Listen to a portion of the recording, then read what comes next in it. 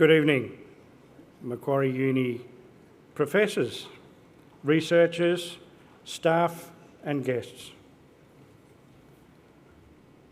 I wonder how long it has been since you stopped and thought about what your own childhood felt like. I suspect most children believe their childhood was normal. Only later, when we compare our experiences with others in the community, do we realise that our version of normal may be a little different. Today's children are growing up in a world very different from the one many of us knew. Family structures, work arrangements, childcare and technology have all changed dramatically. For example, recently Sue and I collected our 2-year-old grandson from preschool. The educator said to us, and I quote, "Jack didn't have a sleep today. I asked him whether he would like a rest or to go outside and play." Just wow. When I was growing up, nobody asked us those sort of questions. How do you do it?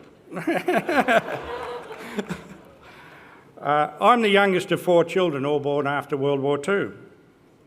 Our parents were born after the First World War and spent their childhood in the Depression. We grew up on a dairy farm near Camden in an environment where children, amongst other things, were generally expected to be seen and not heard. Any baby boomers in the room may understand exactly what I mean.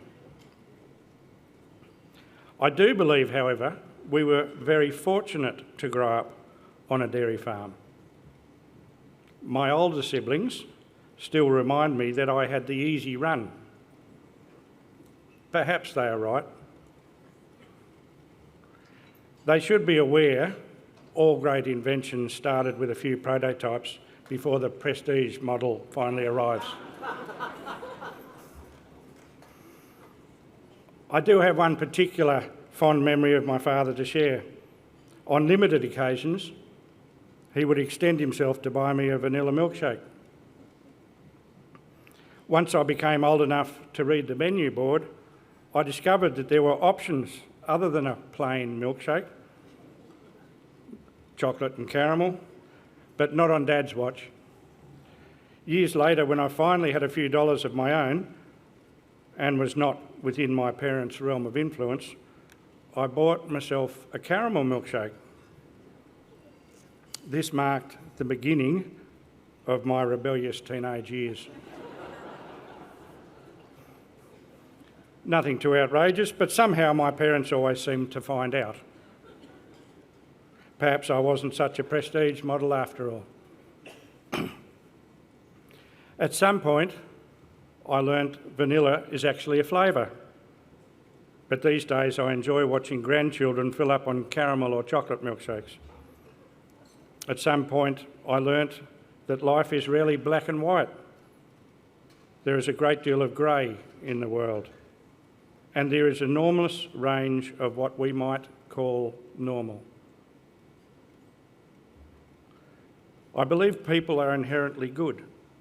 We trust and value helping others where possible, and Australia is a country that values helping others. Combined with significant other near unique advantages, we are all and should feel privileged to live in Australia in this century.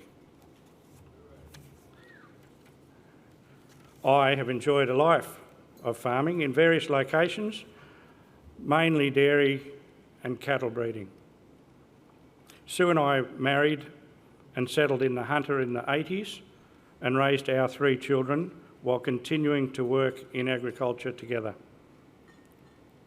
I can remember a major drought in every decade of my life. That, combined with occasional floods, changing regulations, deregulations, shifting government policies and the odd bout of market disruption, demanded farming with consistent planning and resourcefulness just to stay operational, even before considering profitability. You learn to adapt, you learn resilience. But nothing can prepare an individual or a family for an MND diagnosis. Prior to my diagnosis, Sue and I personally knew a teacher, an electrician and a farmer diagnosed with MND. 3 affected families, each with dependent children at the time they were diagnosed with this not so rare disease. My story. In December 2021, I was referred to a physio for a shoulder rotator cuff issue.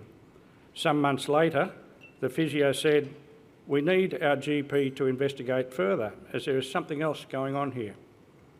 It would take until early 2024 to have a formal diagnosis, 98% probability of MND, and an offer for a referral for a second opinion to a Professor Rowe.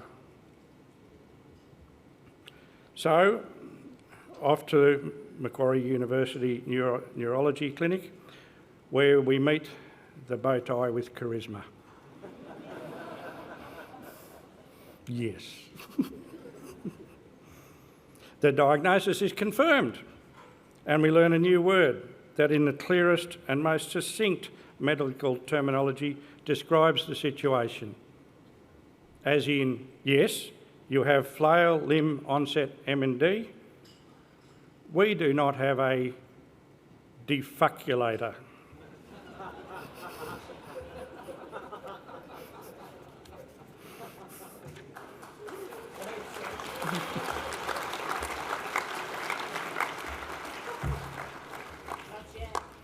Not yet.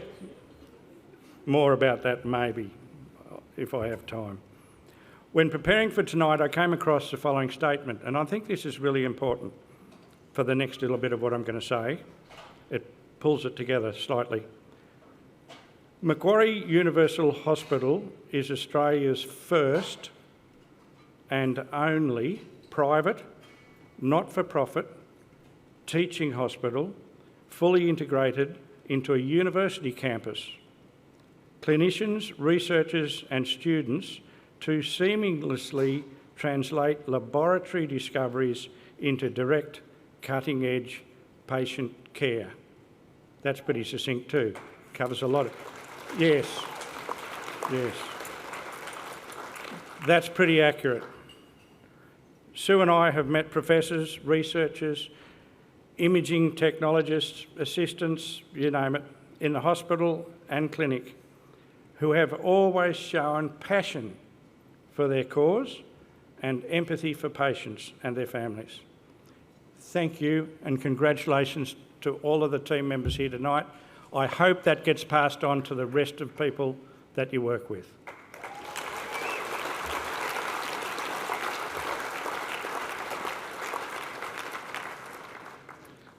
And it is evident the people that we have interacted with had something special about their normal childhood. Thanks again.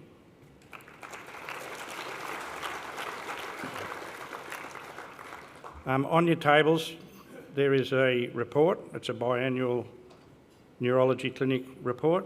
I commend it to you. Perhaps not bedtime reading, but I commend you to read it. I believe you can download copies, or someone can organise that for you.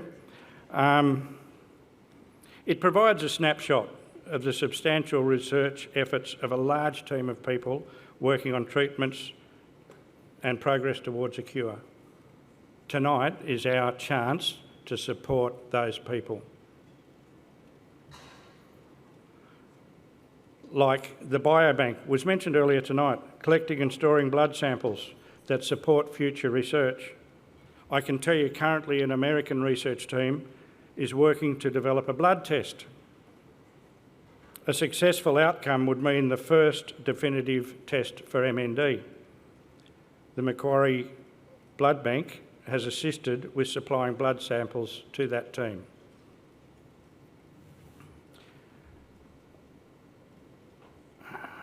the phase 1 trial. After more than a decade of development, this could mark the turning point to a future where we move to a world where people are living with MND rather than dying of MND. Together with, I don't think it was highlighted tonight, the neurological clinic's significant communicating and sharing of resources and outcomes with like-minded organisations worldwide, 250 or more. It's pretty special. So a take-home message for tonight, or 2 or 3. It was going to be 3, one of them got fixed already this week. MND is becoming increasingly common. At around 800 deaths last year in Australia, approximately 2/3 of the national road toll, we cannot continue describing MND as a rare disease. I'll skip the bit about notifiable because it's covered. Greater awareness matters. Skilling up doctors, developing a definitive test I covered, to enable faster diagnosis, increased research funding and improved support for patients and families all begin with greater understanding.